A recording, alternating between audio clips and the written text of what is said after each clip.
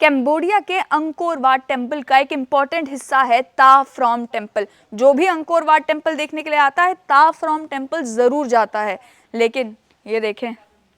India Cambodia cooperation, यहाँ आकर ये मालूम चला कि इस ता फ्रॉम टेम्पल की कंजर्वेशन के पीछे इस ता फ्रॉम टेम्पल का बहुत हिस्सा टूट चुका है, लेकिन जो हिस्सा बचा हुआ है उसे कंजर्व करने के लिए, उसे प्रिजर्व करने के लिए मेहनत की है आर्कियोलॉजिकल सर्वे ऑफ इंडिया ने। Archaeological survey of India Bharat की एक ऐसी ऑर्गेनाइजेशन जो भारत के तो मॉन्यूमेंट्स को और वर्ल्ड हेरिटेज साइट्स को प्रोटेक्ट कर ही रही है, लेकिन Cambodia, Afghanistan, Indonesia, Laos, Sri Lanka, Egypt, Nepal, Bahrain, Maldives, Bhutan,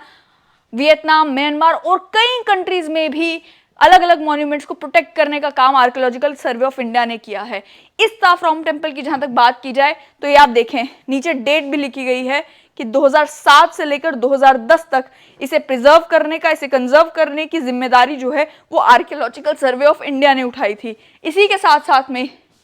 सामने लिखा हुआ है कि 1986 से 1993 तक जो अंकोर वाट टेम्पल है उसे भी प्रिजर्व करने का काम जो है वो आर्कियोलॉजिकल सर्वे ऑफ इंडिया कर रही थी। और भी इस मंदिर के जो अलग अलग हिस्से हैं, कोई साल 2006 में, कोई साल 2005 में, अलग अलग सालों में जो है आर्कियोलॉजिकल सर्वे ऑफ इंडिया ने इस टेम्पल की अलग अलग विंग्स को जो है अलग अलग विंग्स को प्रोटेक्ट करने का, प्रिजर्व करने का, कंजर्व करने का काम किया है। लेकिन आज के समय में जब आप यहाँ पहुँचते हैं तो भी आपको मालूम चलता है कि अभी भी इसके रेस्टोरेशन का काम तो ज़रूर चल रहा है, बहुत सारा हिस्सा है इस मंदिर का, लेकिन अभी भी टूट चुका है। और यहाँ आकर आपको नज़र आता है कि दुनिया के अलग अलग जो अजूबे हैं, दुनिया के अलग अलग जो वर्ल्ड हेरिटेज साइट्स हैं, उन्हें किस लेवल तक प्रोटेक्शन की ज़रूरत है और उसमें कहाँ किस हद तक रोल जो है वो भारत की एजेंसीज भी निभा रही हैं।